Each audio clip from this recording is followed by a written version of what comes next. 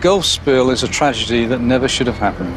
In the battle to win hearts and minds, BP's newest ad appears to be winning few converts. I'm Tony Hayward.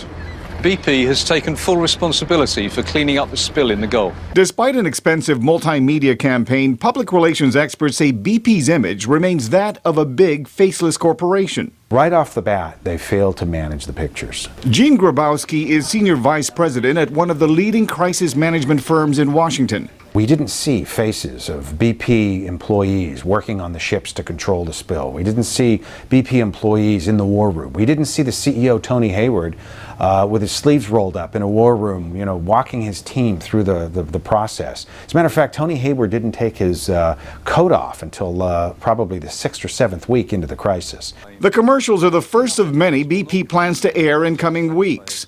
The oil giant confirms it's also purchased internet search terms on Google and Yahoo, so inquiries are directed first to the BP website.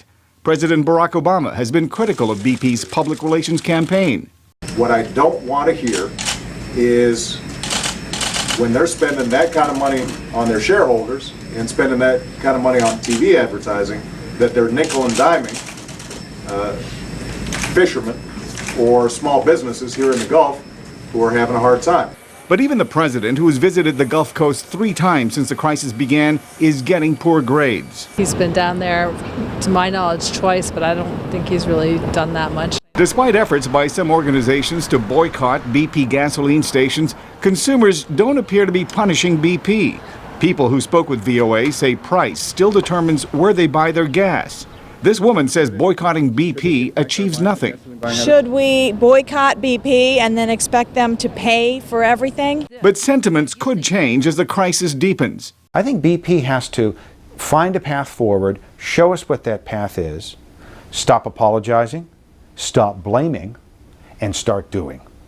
Despite BP's efforts to contain the leak, experts say oil will likely spew into the Gulf for at least 2 more months until relief wells can be drilled. In the meantime, oil continues to spread into the fragile coastline, threatening livelihoods and wildlife in the region. Mil Arcega, VOA News.